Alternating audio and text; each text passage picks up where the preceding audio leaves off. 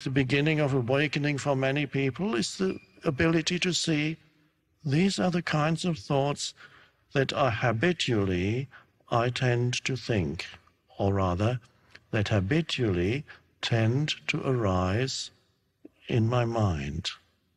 And then you suddenly realize it's a thought, no more than that. And you begin to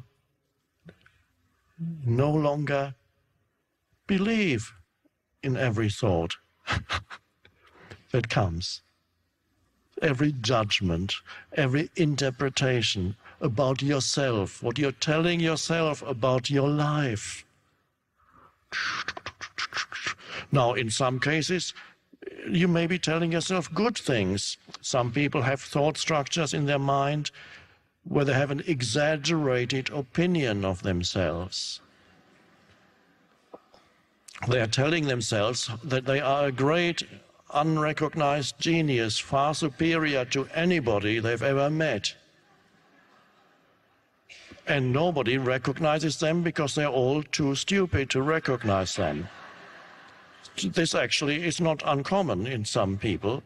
And again, totally deriving your sense of self from a fictitious mental structure. Now, in some cases, you can recognize it as complete fiction, but it's always a story, no more, even if some people confirm to you, yes, your story is right. If you say, the example I gave in the book, if you say, this skyscraper, I own it, it's mine. Now, this may be true or not true. If it's not true, then the difference is, between it being true and not true, is that nobody agrees with you. If you say, this skyscraper is mine, and they say, no, it's not. Then they call you need a psychiatrist, or you're a compulsive liar in order to enhance the way in which other people see you. Not knowing that everybody realizes that you are a compulsive liar, you continue to lie compulsively, hoping that other people will think highly of you, and then you absorb their thoughts and make them yours and say, no, I'm finally somebody. I want to be somebody, and that's why I'm saying I own this skyscraper. Perhaps deep down I know that I don't own it. And then the other story is perhaps you do own it. And then people say, yes, you are wealthy, papers have been signed, but it's still a story. Now everybody agrees with the story, but it's still, if you derive your identity from that, it very quickly leaves you in a state of dissatisfaction, even if you own many towers.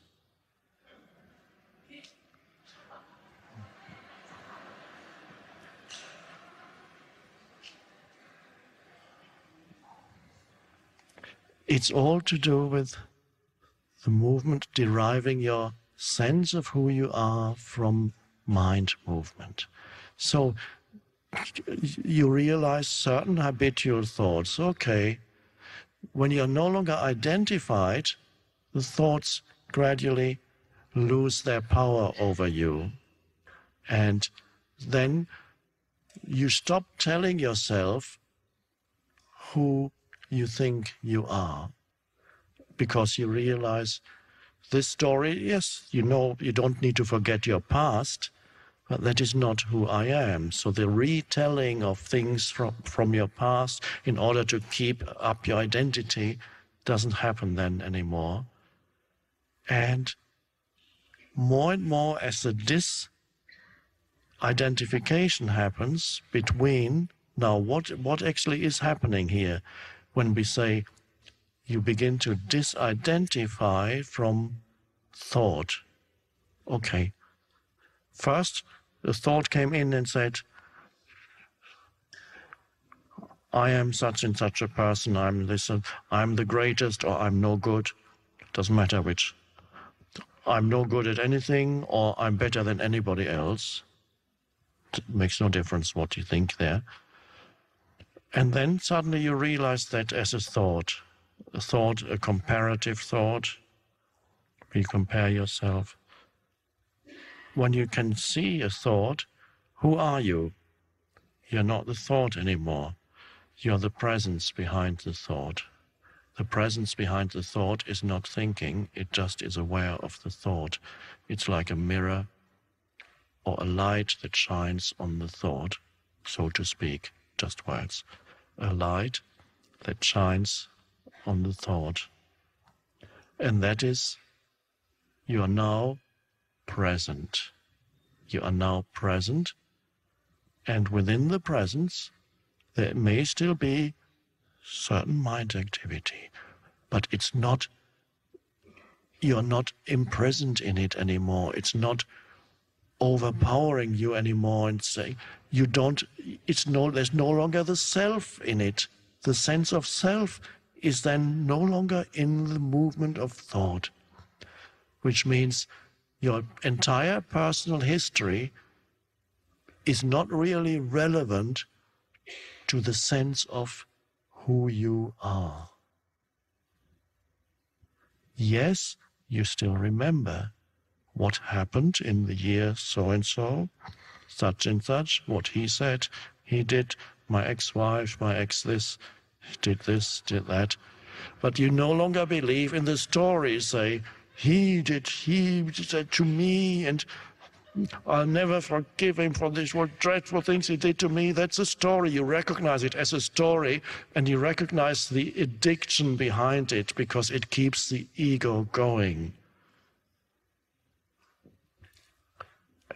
And you become something that is deeper than the movement of thought. It's not that you become it, you realize that has always been there, but it was totally, one could say, covered up, or better way of putting it is, thought had been absorbing your entire attention into itself, your entire consciousness. It was always immediately consumed by thinking. Every thought dominated your mind completely when it came. Like a voracious animal, the mind absorbed your entire consciousness. And the mind is extremely voracious.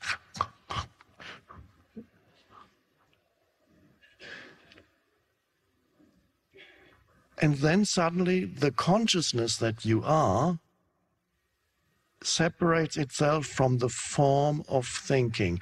Now, every thought is like a little entity. Every thought that arises is an energy form. That is, it has an, and so you were completely identified with the arising forms of thinking, identified with form. Even a car that many people identified with their car or their home or their job or their position in society, these are physical forms. Every physical form has an equivalent in the mind as a mind form. It's not so much the external car, besides we don't even know if there is such a thing as an external car. All we know is what's in the mind.